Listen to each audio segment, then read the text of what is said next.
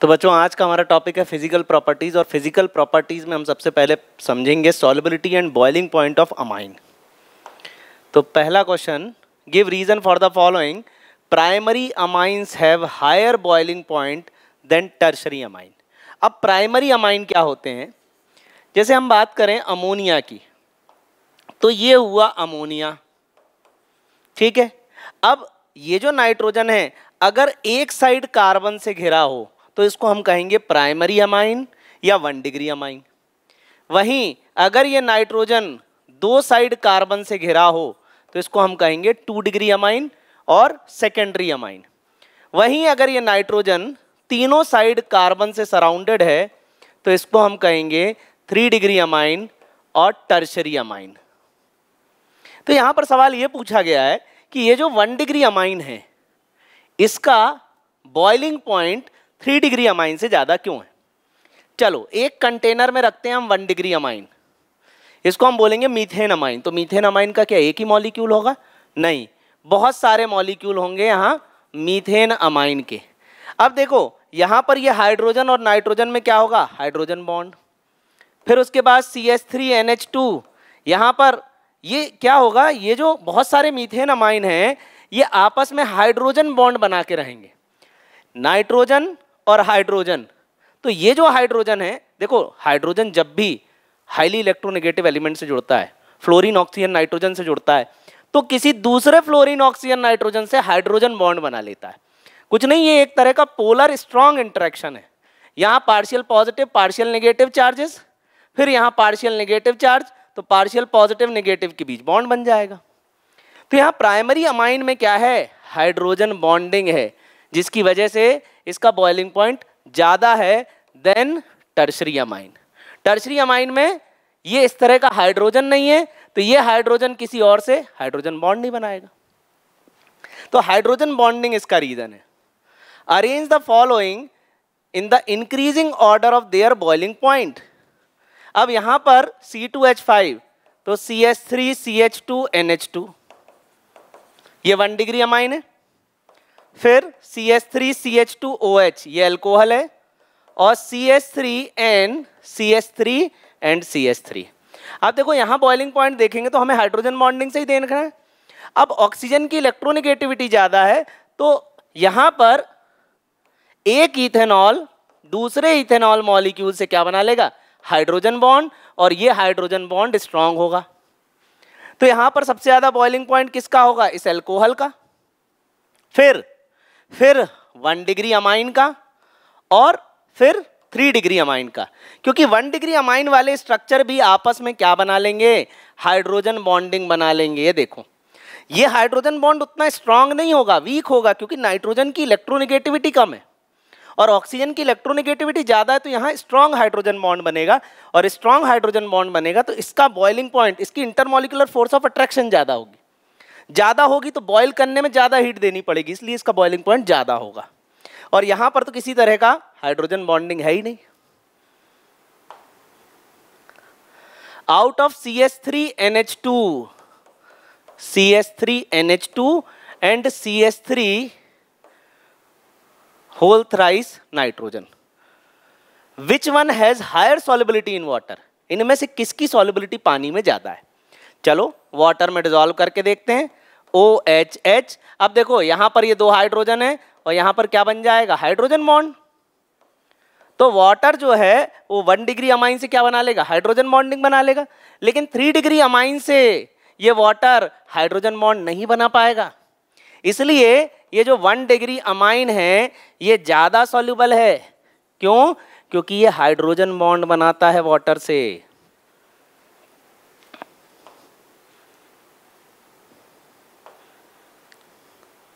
Account for the following, ethyl amine is soluble in water. बना लेते हैं ethyl amine, और ये वाटर में डिसॉल्व हो जाएगा। क्यों? क्योंकि ये हाइड्रोजन बॉन्ड बना लेगा। Whereas aniline is not. अब एनिलीन की बात करें तो एनिलीन मतलब बेंजीन पर NH2। अब देखो ये पोर्शन भले ही हाइड्रोजन बॉन्ड बना ले, लेकिन ये जो बेंजीन रिंग है ये नॉन पोलर होती है। नॉन पोलर मतलब इनसॉल्युबल इन वाटर। ये इनसॉल्युबल होगी, मतलब इस बेंजीन रिंग की वजह से एनिलीन वाटर में डिसॉल्व नहीं होगा, लेकिन 1 डिग्री अमाइन वाटर में डिसॉल्व हो जाएगा because of formation of hydrogen bonding. अब अमाइंस के बहुत इंपॉर्टेंट रीजनिंग क्वेश्चन, और यहां से सवाल हर साल आता ही है, ठीक है। तो पहला reasoning question, pKb of aniline is more than that of methyl amine. तो सबसे पहले एनिलीन बनाते हैं और बनाते हैं मिथाइल अमाइन। ये रहा एनिलीन और ये रहा मिथाइल अमाइन। अब इसमें से कौन ज्यादा बेसिक है? देखो यहां पर ये लोन पेयर बेंजीन रिंग में घूमने चला गया, तो बेंजीन का एक तो माइनस आई है और ऊपर से लोन पेयर रेजोनेंस में डीलोकलाइज है, जिसकी वजह से ये लेस बेसिक है, और लेस बेसिक है तो pKb वैल्यू ज्यादा होगी। तो basic strength is inversely proportional to pKb value. तो बेसिक स्ट्रेंथ जिसकी ज्यादा होगी उसकी pKb वैल्यू कम होगी, और जिसकी बेसिक स्ट्रेंथ कम होगी उसकी pKb ज्यादा होगी। तो एनिलीन की pKb वैल्यू ज्यादा है और बेसिक स्ट्रेंथ कम है। Ethyl amine is soluble in water, CH3CH2NH2, whereas aniline is not. अभी करवाया ये हाइड्रोजन बॉन्ड बना लेता है, और एनिलीन में जो बेंजीन है वो नॉन पोलर है, तो वो डिसॉल्व नहीं होता। Methyl amine in water reacts with ferric chloride. देखो फेरस होता है Fe+2 एंड फेरिक होगा Fe+3, फेरिक क्लोराइड। अब मिथाइल अमाइन इन वाटर, चलो मिथाइल अमाइन बनाते हैं, CH3NH2 methyl amine in presence of water. अब देखो मिथाइल अमाइन वाटर में रिएक्शन करके क्या करेगा, ये H पॉजिटिव एक्सेप्ट कर लेगा। क्यों? क्योंकि वो बेस है, तो यहाँ CH3NH3+ एंड OH नेगेटिव। तो सोल्यूशन में क्या मिल जाएंगे? OH negative. अब हम बात करेंगे फेरिक क्लोराइड की, FeCl3 की। अब FeCl3 प्लस OH नेगेटिव, ये देखो अब ये OH नेगेटिव स्ट्रॉन्ग न्यूक्लियोफाइल है, तो ये क्या बना लेगा? FeOH whole thrice. Ferric hydroxide बना लेगा, ये बन गया फेरिक हाइड्रोक्साइड। और फेरिक हाइड्रोक्साइड को हम फर्दर हीट करें तो देखो क्या बनेगा, 2 मॉलिक्यूल ले लो और हीट करने पर क्या होगा, वाटर निकलेगा। अब देखो यहां पर 3 2 जा 6 हाइड्रोजन है, तो थ्राइस वाटर निकल जाएगा, यहां से थ्राइस वाटर निकल जाएगा, मतलब 3 ऑक्सीजन भी निकल गए। ये देखो 3 O तो 3 ऑक्सीजन निकल गए, तो क्या बचा यहाँ, आयरन के 2 एटम और ऑक्सीजन के 3 एटम, तो Fe2O3 और ये रेड प्रेसिपिटेट मिल जाएगा। तो यहां पर प्रेसिपिटेटेड हाइड्रेटेड फेरिक ऑक्साइड, तो ये फेरिक ऑक्साइड मिल गया हमें। तो ये रिएक्शन हमें लिखनी है। देखो प्राइमरी अमाइन ने क्या हुआ, वाटर से रिएक्ट करके OH नेगेटिव बनाया, और ये OH नेगेटिव Cl को हटा के उसकी जगह लग गया। क्यों? क्योंकि OH स्ट्रॉन्ग न्यूक्लियोफाइल है। फिर हमने 2 मोल फेरिक हाइड्रोक्साइड लिया, फिर हीट करा तो वाटर निकल गया, 3 मोल वाटर निकल गया और Fe2O3 बन गया। Also amino group is ortho para directing group. ये क्या कहना चाह रहा है कि बेंजीन पर NH2 एनिलीन, इसके पास लोन पेयर है, double single lone pair.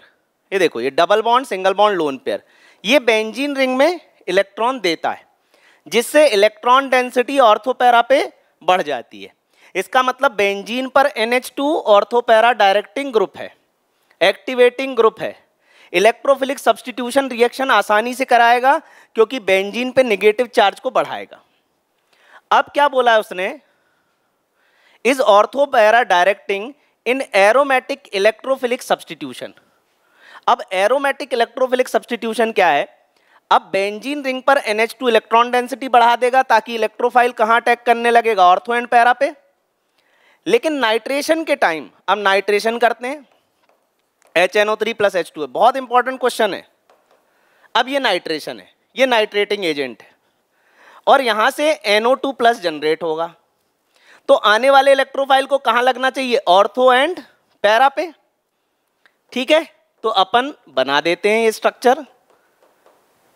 NH2, ऑर्थोनाइट्रो और पैरानाइट्रो। लेकिन सवाल ये है कि यहां पर मेटा नाइट्रो एनिलीन भी बनता है, और मेटा नाइट्रो एनिलीन कम नहीं बनता है, ज्यादा बनता है। सबसे ज्यादा पैरा बनेगा 51%। फिर ये जो मेटा नाइट्रो एनिलीन है, सॉरी यहां पर NO2 नहीं है, मेटा पोजीशन पे है, तो यहां पर जो मेटा नाइट्रो एनिलीन है वो बन रहा है 47%, और 2% बन रहा है ऑर्थो नाइट्रो एनिलीन। तो सवाल ये है, सवाल को फिर से एक बार समझो। Aniline ortho para directing group है, तो आने वाले इलेक्ट्रोफाइल को कहाँ भेजना चाहिए? उसको ऑर्थो एंड पैरा पे। मतलब ortho nitro and para nitro aniline बनने चाहिए थे, लेकिन मेटा नाइट्रो एनिलीन बन गया, और वो भी 47%। उसने बोला substantial amount of Meta nitro aniline. मतलब ज्यादा अमाउंट में कैसे बन गया मेटा नाइट्रो एनिलीन, जब ये ऑर्थो पैरा डायरेक्टिंग ग्रुप है, आने वाले इलेक्ट्रोफाइल को ऑर्थो पैरा पे भेजेगा। तो अब समझना ऐसा क्यों हुआ। देखो ये रहा एनिलीन, और एनिलीन क्या है? एक तरह का वीक बेस है। इसके पास लोन पेयर है, ये लोन पेयर डोनेट कर सकता है। और यहां पर मेरे पास क्या है? HNO3 H2SO4, मतलब बहुत सारे हाइड्रोजन आयन है। तो ये बेंजीन पे लगा NH2। देखो अब ये बेंजीन पे लगा NH2, ठीक है, और इसके पास लोन पेयर। अब यहां से बहुत सारे H पॉजिटिव आएंगे, ये H पॉजिटिव आएंगे, और NH2 इसको लोन पेयर दे देगा। अब लोन पेयर देने के बाद ये क्या बना लेगा? एनिलीनियम आयन, बेंजीन पर NH3+, और इसको हम बोलते हैं एनिलीनियम आयन। और ये जो एनिलीनियम आयन है, ये बेंजीन रिंग से इलेक्ट्रॉन अपनी तरफ खींचेगा। इलेक्ट्रॉन खींचेगा तो ऑर्थो पैरा पे प्लस चार्ज आ जाएगा, तो आने वाला NO2+ कहां जाके अटैक करेगा? मेटा पे। तो इसका आंसर आपको यही लिखना है कि एनिलीन HNO3 H2SO4 की प्रेजेंस में एनिलीनियम आयन बना लेता है, और anilinium ion is Meta directing in nature. ये लाइन आपको लिखना जरूरी है, anilinium ion is Meta directing in nature. और इस वजह से आने वाला इलेक्ट्रोफाइल किस पर लगता है? मेटा पोजीशन पे, और मेटा नाइट्रो एनिलीन 47% तक बनता है। Aniline does not undergo Friedel-craft reaction. Aniline बनाते हैं, और एक बार मैं बताता हूं फ्रिडल-क्राफ्ट रिएक्शन में क्या होता है। फ्रिडल-क्राफ्ट अल्काइलेशन रिएक्शन में अल्काइल ग्रुप जुड़ेगा in presence of anhydrous AlCl3। अब देखो यहां पर AlCl3 एक इलेक्ट्रोफाइल है, इलेक्ट्रॉन डेफिशिएंट है। क्यों इलेक्ट्रॉन डेफिशिएंट है? क्योंकि इसका ऑक्टेट इनकम्प्लीट है। तो इस AlCl3 को क्या करना है? इस AlCl3 को इस क्लोरीन को माइनस की फॉर्म में ब्रेक कराना है, और यहां प्लस बन जाए। तो AlCl3 चाहता है कि क्लोरीन इस कार्बन का इलेक्ट्रॉन लेकर मेरे पास आ जाए, और हम लोग AlCl4 माइनस बना लें, एक बड़ा कॉम्प्लेक्स बना लें, स्टेबल कॉम्प्लेक्स बना लें, ऑक्टेट कंप्लीट कर लें।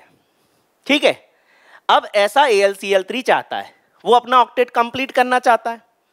लेकिन इस बार ये जो रिएक्टेंट मॉलिक्यूल है, इसके पास लोन पेयर है, और AlCl3 अगर इस नाइट्रोजन से इलेक्ट्रॉन मांगेगा, तो देखो ये जो मैंने बताया ये फ्रिडल-क्राफ्ट अल्काइलेशन है, लेकिन ये रिएक्शन एनिलीन में नहीं होती है। और क्यों नहीं होती है इस बारे में अपन डिस्कस कर रहे हैं। ठीक है, क्यों नहीं होती है? तो फ्रिडल-क्राफ्ट रिएक्शन एनिलीन में नहीं होती, ऐसा नहीं होता। ये जो मिथाइल है ऑर्थो पैरा पे लग जाए, ऐसा नहीं होता। क्यों नहीं होता? क्योंकि ये जो AlCl3 है इलेक्ट्रोफाइल है, इलेक्ट्रॉन डेफिशिएंट है, ये नाइट्रोजन से लोन पेयर मांग लेता है। अब देखो ये क्या बन गया? लुईस बेस, और ये क्या हो गया? Lewis acid. तो दोनों एसिड और बेस मिलकर क्या बना लेंगे? सॉल्ट। और सॉल्ट क्या है? एक इनएक्टिव कॉम्प्लेक्स है।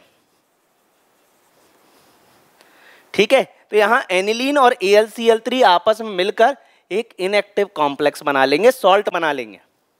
तो यहाँ पर AlCl3 को इलेक्ट्रॉन चाहिए, तो वो CH3Cl को ब्रेक नहीं कर रहा, वो जाके डायरेक्टली एनिलीन से लोन पेयर मांग ले रहा है और दोनों मिलकर सॉल्ट बना ले रहे हैं, इसलिए रिएक्शन फर्दर होती ही नहीं।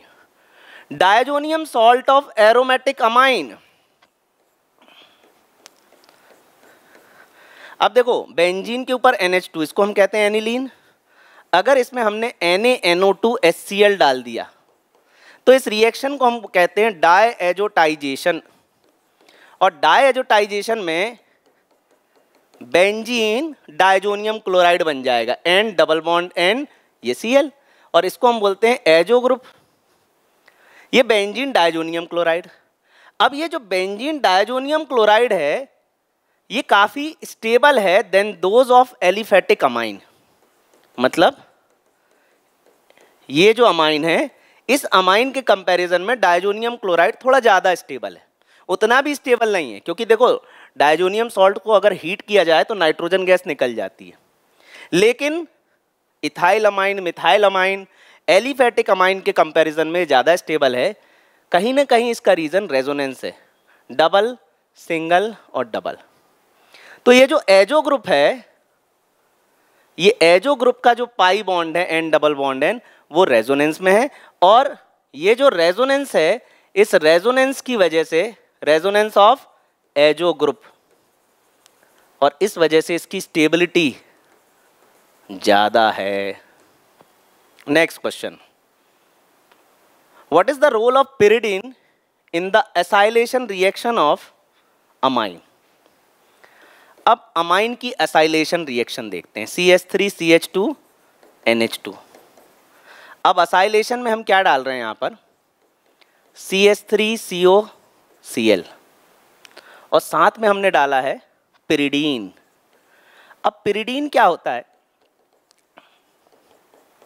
pyridine होता है ये बेंजीन रिंग बनाओ और एक कार्बन की जगह नाइट्रोजन लगा दो, और pyridine होता है वीक बेस। अब जब असाइलेशन कराते हैं तो ये H और Cl निकलेगा, और ये पूरा असाइल ग्रुप, इसको हम कहते हैं असाइल ग्रुप, और ये असाइल ग्रुप जाके यहाँ लग जाएगा। तो पहले अपन एक काम करते हैं, माइनस प्लस, ये माइनस, तो ये H और Cl मिलकर HCl निकाल देंगे, HCl बन जाएगा, और यहाँ पर ये असाइल ग्रुप लग जाएगा, NHCOCH3। अब ये देखो, ये फंक्शनल ग्रुप हो गया अमाइड, और ये हो गया असाइलेशन, क्योंकि असाइल ग्रुप को मैंने ये हाइड्रोजन हटा के यहाँ जोड़ दिया। अब ये pyridine क्यों डाला जाता है इस रिएक्शन में, सवाल ये है कि pyridine क्यों डाला गया है।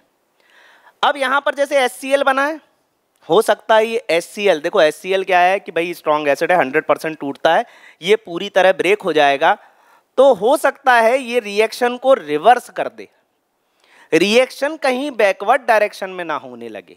जिन दोनों से ये रिएक्ट होकर ये बना है, कहीं दोबारा ये दोनों ना बनने लगे, इसलिए pyridine डाला जाता है। अब pyridine क्या करता है, इस HCl को न्यूट्रलाइज कर देता है। ये देखो यहां से हाइड्रोजन आयन आके इस पे लगेगा, ये नाइट्रोजन, ये H पॉजिटिव, ये इसको लोन पेयर डोनेट करेगा, और इसका नाम हो जाएगा pyridinium हाइड्रोक्लोराइड, और ये एक तरह का सॉल्ट बना लेगा। तो pyridine यहां पर HCl को न्यूट्रलाइज करने के लिए, रिएक्शन कहीं रिवर्स डायरेक्शन में ना हो, इस बात को देखने के लिए pyridine यहां पर एसाइलेशन रिएक्शन में डाला जाता है। Why is benzene diazonium chloride not stored and used immediately after its preparation? Benzene diazonium chloride को फ्रेशली प्रिपेयर किया जाता है और रिएक्शन में यूज किया जाता है। क्यों?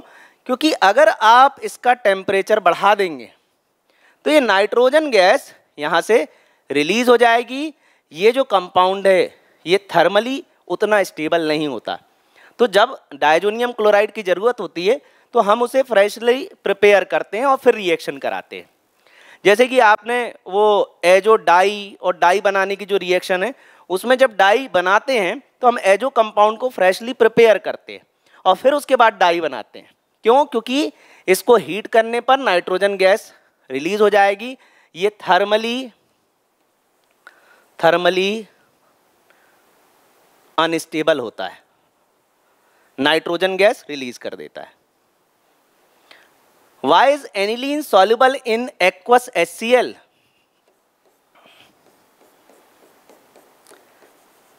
ये रहा एनिलीन। ऐसे एनिलीन वाटर में सॉल्युबल नहीं है, लेकिन एक्वस HCl में क्यों सॉल्युबल है? ये H पॉजिटिव Cl निगेटिव। अब देखो, ये H पॉजिटिव जाके यहां लग जाएगा और ये हो जाएगा NH3 प्लस और Cl माइनस। तो ये क्या बन गया? ये बेस हो गया एनिलीन और ये एसिड हो गया, और यहां पर इन्होंने एनिलीनियम हाइड्रोजन क्लोराइड बना लिया, तो ये सॉल्ट हो गया। And salts are soluble in water, और वाटर यहां पर है एक्वस HCl। तो यहां पर ये सॉल्ट बना लेगा और डिसॉल्व हो जाएगा। Why is the NH2 group of aniline acetylated before carrying out nitration? देखो, अभी मैंने आपको क्या बताया, एनिलीन में अगर आप नाइट्रेशन करने गए, HNO3 H2SO4 अगर आपने डाला तो मेटा नाइट्रो एनिलीन भी बनने लगेगा। अगर हम चाहते हैं कि भाई नहीं, मुझे तो पैरा नाइट्रो एनिलीन ही चाहिए, तो एसिटाइलेशन कराना पड़ता है। मतलब प्रोडक्ट को एक सही डायरेक्शन देने के लिए हमें एसिटाइलेशन कराना पड़ता है। ऐसे में क्या है, ऑर्थो भी बनेगा, पैरा भी बनेगा, मेटा भी बनेगा, और मेटा बहुत ज़्यादा अमाउंट में बनेगा। जैसा कि अभी अपन ने देखा था 47% मेटा बन रहा था। मेटा नहीं बनाना हमें तो पैरा बनाना है, इसलिए एसिटाइलेशन कराना पड़ेगा। चलो एसिटाइलेशन कराते हैं। अब यहाँ पर CH3 C double bond O C double bond O CH3, ऐसे भी करा सकते हो आप एसिटाइलेशन। एसिटिक एनहाइड्राइड, ये माइनस ये प्लस, अब ये H प्लस ये माइनस। अब ये जो पूरा ग्रुप है ये आके यहाँ लग जाएगा और ये H पॉजिटिव यहाँ लग जाएगा। तो यहाँ पर ये बेंजीन और NHCO CH3, और यहाँ पर ये H लग जाएगा, CH3 C double bond O single bond OH।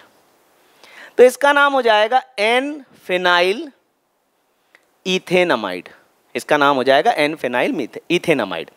अब देखो एसिटाइलेशन कराने से क्या होगा, ये जो लोन पेयर है ना, ये इसके साथ रेजोनेंस में बिजी रहेगा, कार्बोनिल ग्रुप के साथ।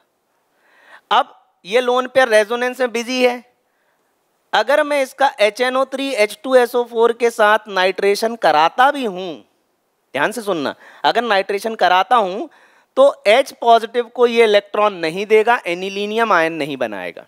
ये लोन पेयर यहां रेजोनेंस में। अब ये लोन पेयर यहां रेजोनेंस में जा रहा है, साथ ही साथ ये लोन पेयर यहां भी रेजोनेंस में आएगा। तो लोन पेयर की जो अवेलेबिलिटी है हाइड्रोजन आयन के लिए वो कम हो गई है, और एनिलीनियम आयन फॉर्मेशन जो है वो बड़ी मुश्किल से होगा या तो नहीं होगा। अब नहीं होगा तो ऐसे केस में क्या होगा, यहाँ पर ऑर्थो पैरा पे नेगेटिव चार्ज आएगा और NO2 प्लस पैरा पे ही ज़्यादा स्टेबल होगा। तो यहाँ पर ये NO2 फिर NHCO CH3 और फिर इसमें वाटर डाल देंगे H पॉजिटिव OH नेगेटिव। तो यहाँ पर क्या हो जाएगा, यहाँ पर फिर से वही रिएक्शन हो जाएगी। यहाँ पर इस नाइट्रोजन के पास नेगेटिव और ये आ जाएगा पॉजिटिव, तो H इधर लग जाएगा, OH इधर लग जाएगा, तो यहाँ पर बन जाएगा NH2 और ये हो जाएगा, तो ये हो जाएगा पैरा नाइट्रो एनिलीन। तो असाइलेशन हम इसलिए कराते हैं ताकि हम पैरा नाइट्रो एनिलीन डायरेक्ट बना सके।